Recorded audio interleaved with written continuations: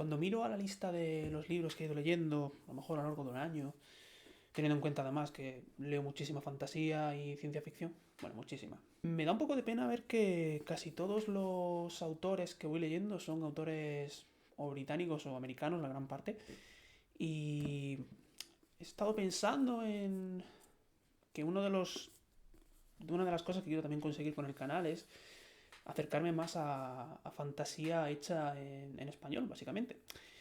Y me acordé de un libro que leí hace un tiempo de un autor muy conocido en España y en el mundo de literatura en español, que no es otro que Gustavo Adolfo Bécquer.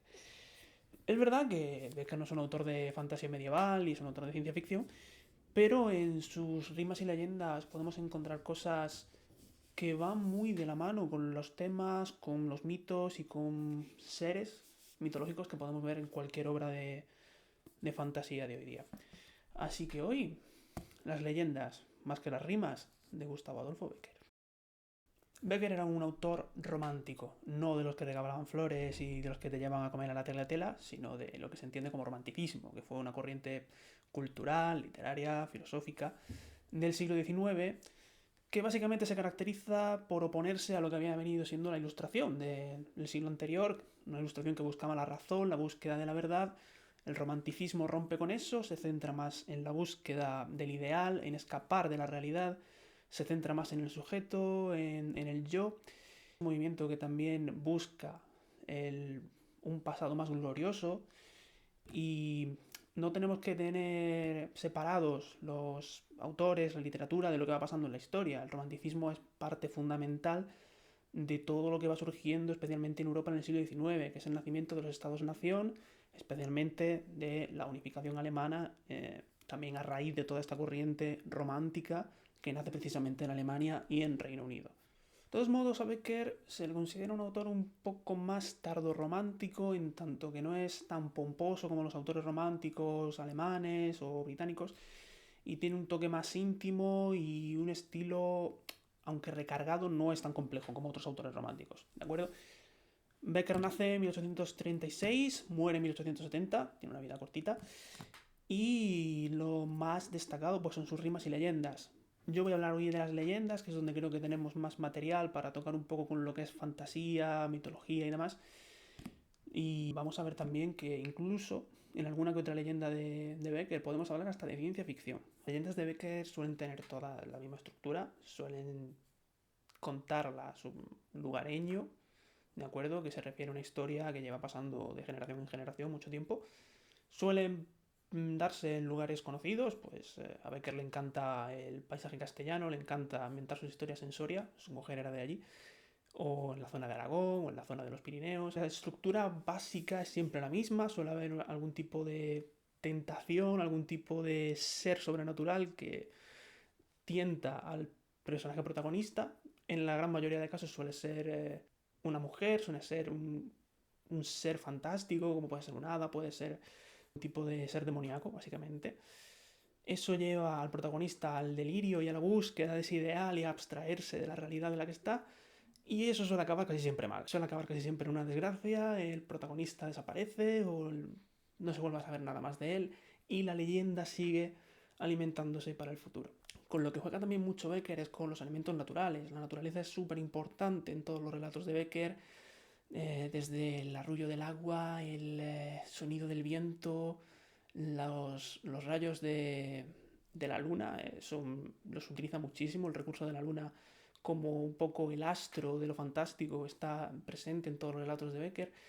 Y también una cosa que creo que hace muy bien Bécquer es cuando tiene que describir el silencio de la noche. La noche es casi siempre el motor de todos los relatos de estas leyendas de Bécquer, ¿no? Y crea una atmósfera y una sensación de desasosiego, tanto en el protagonista como en el lector, de decir qué está pasando, qué es lo que me está persiguiendo, no estoy entendiendo esto que está pasando a mi alrededor. Y eso creo que es lo que le da el toque para poder situarnos en ese contexto fantástico que Bécquer escribe en sus obras. Otro elemento súper importante son las referencias al pasado. prácticamente todos los relatos, todas las leyendas de Becker vamos a encontrarnos referencias a la época de la Reconquista, a la época de la lucha contra el turco en el Imperio Español, incluso la lucha en las cruzadas, con los templarios, que también tuvieron mucha importancia en Soria, por cierto. Y es también algo típico del romanticismo, como ya he dicho, a un poco resucitar o rescatar ese pasado glorioso al que volver en comparación un poco a lo decadente de lo actual. Al final, en todas o casi todas las leyendas de Becker hay una búsqueda de algo irreal, una búsqueda de un ideal, que en muchas ocasiones suele ser un ideal femenino, la belleza absoluta de lo femenino, cerca de la divinidad, absolutamente imposible de entender para el protagonista, y eso suele acabar en una desgracia. De hecho, hay leyendas como el Cristo de la Calavera o el Rayo de Luna, donde el protagonista acaba enfrentándose a ese destino funesto, o bien acaba en catástrofe, o bien acaba en un golpetazo de realidad. Pero bueno, más allá de todo lo que os pueda contar, creo que lo mejor es ir leyenda a leyenda. Yo hablaros de 3 leyendas, las 3 que a mí me han parecido, básicamente. Cada uno tiene sus favoritas. Yo creo que estas eran las 3 que más podía sacarle jugo para hacer este vídeo. Vamos a empezar con la Corza Blanca.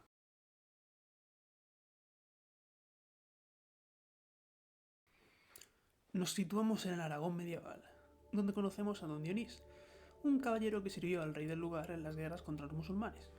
Su hija es una belleza sin igual, de nombre Constanza, pero a la que se conoce como Azucena. Un chaval, Esteban, es dado por loco al afirmar que hay ciervos en el bosque que se burlan de él. Además, también cuenta que se han encontrado huellas de pies muy pequeños en el bosque, fijándose en los de la propia Constanza. Nadie le hace caso, y todos se burlan del pobre chaval, que además afirma haber visto a una corza blanca. Aparece entonces en escena Garcés, un apuesto joven de la edad de Constanza, y que se pasa el tiempo intentando complacerla, como si fuera su dama. Prendado por la belleza de la misma, este hacía siempre lo que ésta le pedía.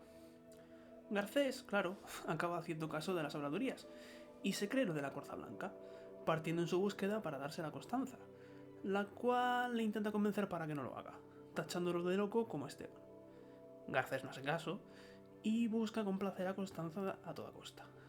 De noche, ya en el bosque, se ve embriagado por los elementos naturales, la luna, el río, el moncayo, los álamos, en una relación profunda, mística y llena de misterio. Garcés no sabe si anda despierto o acaso soñando, pero escucha voces delgadas, dulces y misteriosas, mientras observa las corzas camino del río. La fatalidad de la curiosidad lo anima, una vez más. En el lago, Garcés observa cómo las corzas se convierten en mujeres, una vez en el agua, en un canto, en una escena indescriptible, fantástica y llena de magia. Hacen cantos a la luna y a los seres de la noche, para que vengan con ellas a compartir el momento. Garcés cree distinguir a Constanza entre ellas y es entonces cuando, al intentar acercarse, el hechizo se desvanece y las muchachas, convertidas de nuevo en garzas, salen corriendo.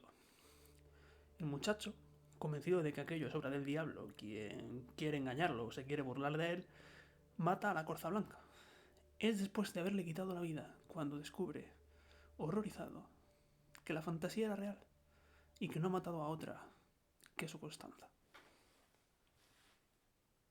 Como vemos, el destino de Constanza es súper trágico y es algo que hemos repetido en otras leyendas muy parecidas. En el Monte de las Ánimas, por ejemplo, dos primos, Beatriz y Alonso, están despidiéndose. Beatriz la que le pide a Alonso que le rescate un objeto que ha perdido en un bosque que está encantado, el Monte de las Ánimas. Y Alonso, intentando, digamos, complacer a su prima, va en busca de ese objeto y nunca vuelve. Luego tenemos también en Ojos Verdes un personaje se obsesiona absolutamente con los ojos verdes que ve en el bosque, hasta el punto de que va a buscarlos y se encuentra con que es una criatura que vive en el lago la que le está alimentando esa obsesión.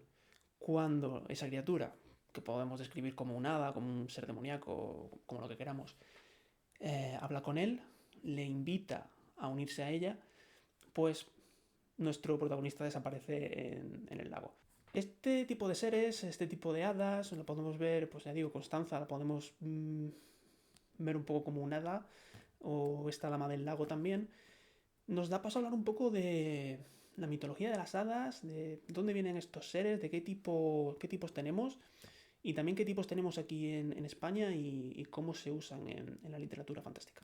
Si cogemos a Constanza como ejemplo de hada, nos cuadra absolutamente en lo que es un hada por regla general, que son seres que podemos encontrar en la naturaleza, son espíritus protectores de la naturaleza, vinculada normalmente a los bosques, a los lagos, a los ríos, pero su origen es distinto dependiendo de la cultura. Tenemos, por un lado, el origen griego, que sería el más clásico, digamos, o el que también podemos un poco ver aquí en Becker.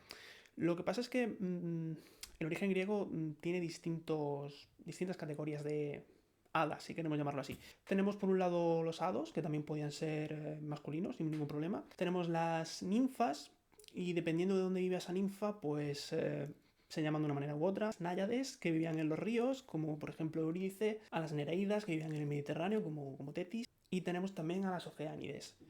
Otro origen también bastante antiguo sería el que encontramos en Paracelso, que no es la única vez que vamos a hablar de él en este vídeo.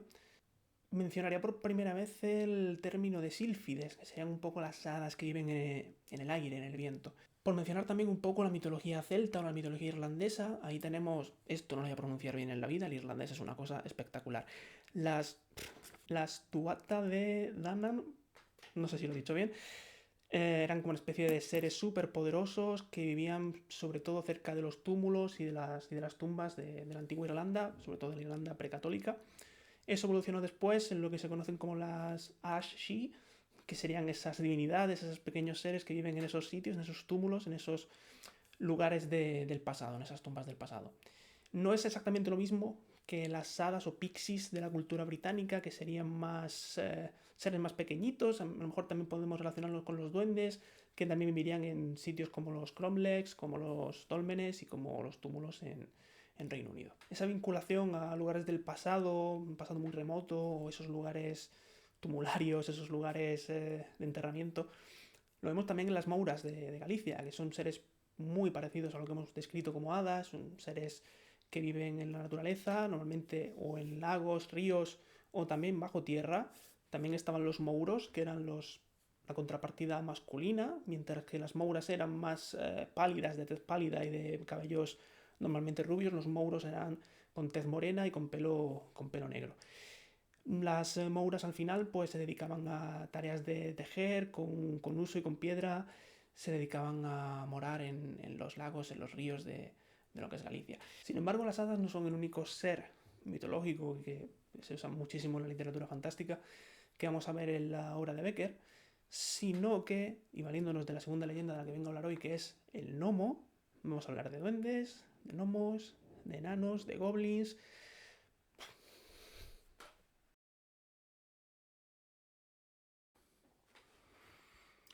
Unas muchachas vuelven de recoger agua a la luz del ocaso. De camino a casa se encuentran con un anciano, el tío Gregorio, al cual le piden que le cuente alguna historia.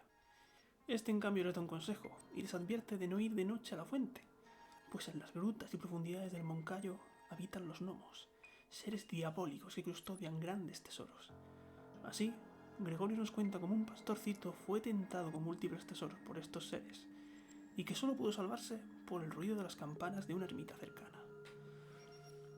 Entre esas muchachas estaban Marta y Magdalena, hermanas y también la noche y el día, tanto en aspecto como en forma de ser. Marta era altiva y ruda, Magdalena en cambio humilde, amable y bondadosa. Ambas andaban enamoradas del mismo zagal, y ambas conocían otra historia acerca de un castillo abandonado que el rey de Aragón le había dado a una pastorcita al haberle ayudado esta con un pasadizo subterráneo y oro. Llevadas por estas historias, las hermanas se atreven en la oscuridad de la noche. Iban hacia la fuente, rodeadas de susurros de la naturaleza, hasta que esos susurros se convirtieron en una verdadera conversación. El agua interpelaba a Marta, intentando convencerla, prometiéndole tesoros y mencionando que su carácter especial y altanero la hacían distinta.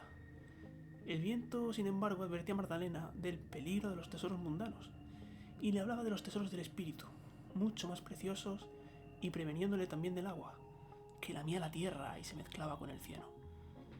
Mientras Marta se encaminaba más y más hacia el agua, Magdalena se iba retirando. Callaron viento y agua, y apareció un gnomo, transparente. Se reía sin emitir ruidos, y saltaba de roca en roca. Es entonces cuando Marta salió corriendo detrás del gnomo, mientras que Magdalena, sonámbula, siguió al viento por la llanura. Magdalena volvió a casa. Sin embargo, de Marta nunca más supieron.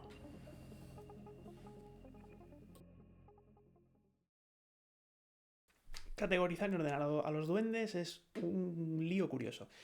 Todos son seres de forma humanoide, pequeñitos y demoníacos, tanto sea porque son traviesos o porque son literalmente demonios. Voy a hablaros de los gnomos, que es lo que acabamos de ver en la leyenda de Becker.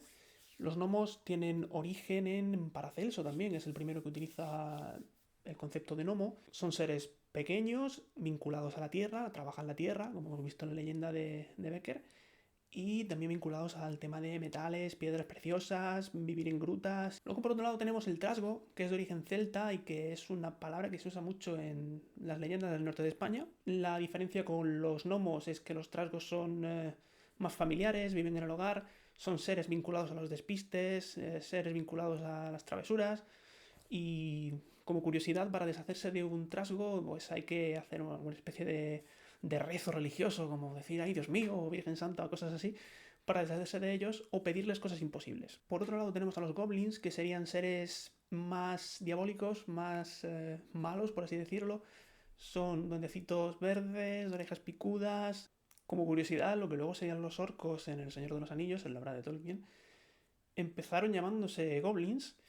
Y bueno, aunque comparten algunas características, luego los orcos como que eran más guerreros, eran más fuertes, los goblins eran más pequeñitos, eran más duendecitos, digamos, en la obra de Tolkien.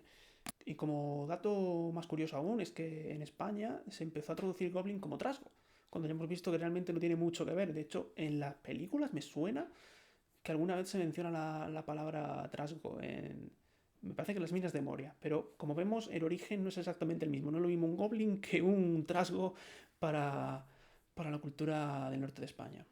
Y como no, hablando de duendes, hablando de gnomos, hablando de trasgos, de goblins, hay que hablar de los enanos,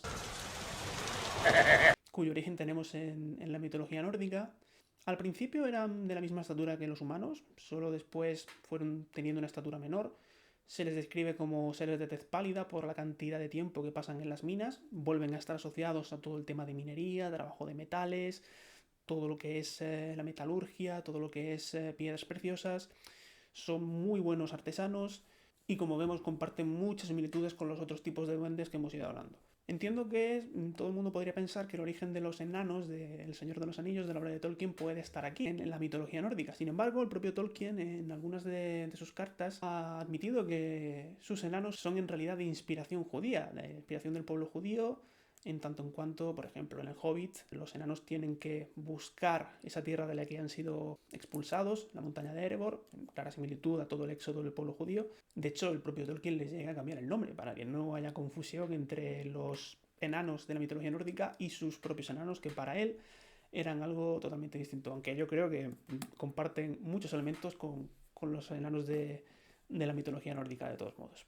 Y vamos con la última leyenda de hoy, que se titula Creed en Dios. Lo dice Becker, no lo digo yo, cada uno haga lo que quiera. Y vais a ver que no vamos a hablar tanto de seres mitológicos en esta ocasión como de ciencia ficción.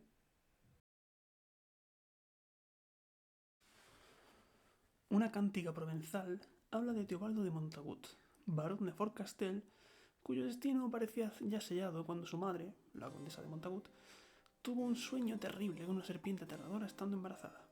Su hijo, a la postre Teobaldo de Montagut, fue un auténtico demonio de niño, desdeñando a Dios en alguna ocasión. En una de sus fechorías, intentando escarmentar al cura del lugar, sale en persecución de un jabalí, haciéndole perderse en la inmensidad de las sombras del bosque.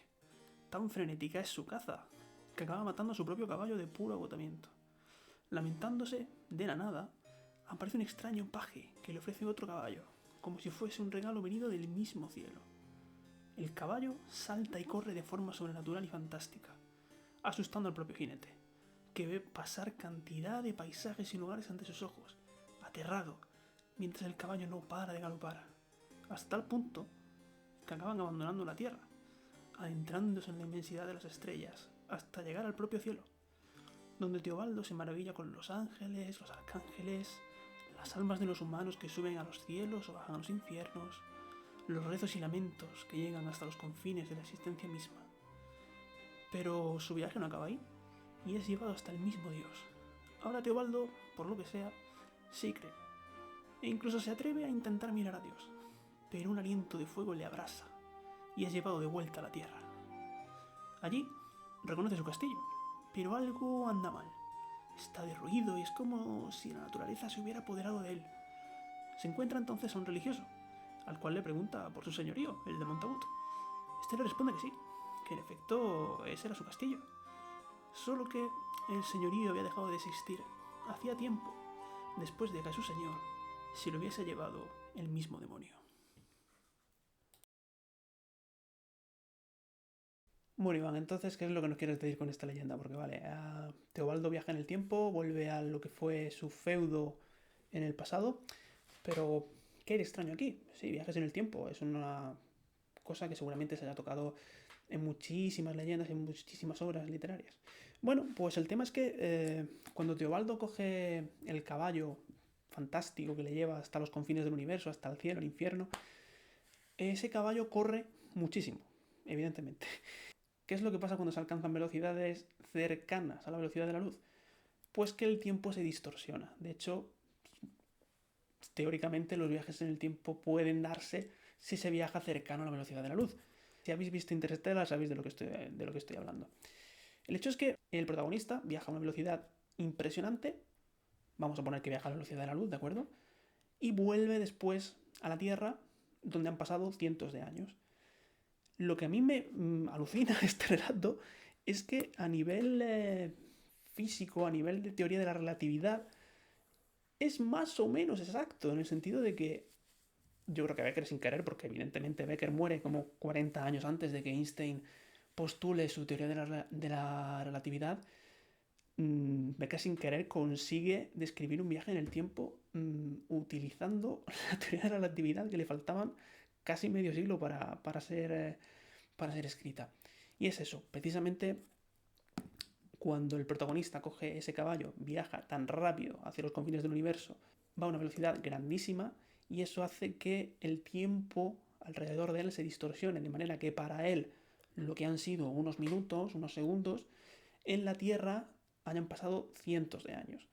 No voy a pararme a explicar la teoría de la relatividad porque no me veo capaz de eso, pero simplemente como apunte. Yo no estoy diciendo que Becker haya viajado en el tiempo y conociese la teoría de la relatividad, pero me parece muy curioso como son cosas que le pasan a los genios, y Becker era un genio. Sin querer son capaces de llegar al punto de genialidad, valga la redundancia, en el que describen o son capaces de inventar historias que con el paso del tiempo y con el avance de la ciencia o las teorías físicas y tal, ese tipo de magia, ese tipo de viaje totalmente irreal, fantástico, se le puede dar hasta cierto toque de ciencia ficción. Y me parece brillante toda la obra de Becker. Ya digo, no solo fantástica, sino que también la podemos utilizar como un ejemplo de protociencia ficción involuntario, por supuesto. Y nada más, espero que os haya gustado el vídeo. Si os ha gustado, compartidlo, movedlo por donde veáis, con vuestros amigos, con vuestra gente. Y bueno, como he dicho al principio del vídeo, uno de los retos que tengo con este canal, aparte de otros muchos, es precisamente traer más leyendas, más literatura en español, básicamente. Y espero que este pequeño trocito de Becker os haya hecho, bueno, a lo mejor interesaros por él o intentar conocerlo un poquito más. O si no, por lo menos, iros a un lago y conocer algún que otro hada. Aunque no les hagáis caso, que luego acabáis en el fondo del lago. Nos vemos en el siguiente vídeo.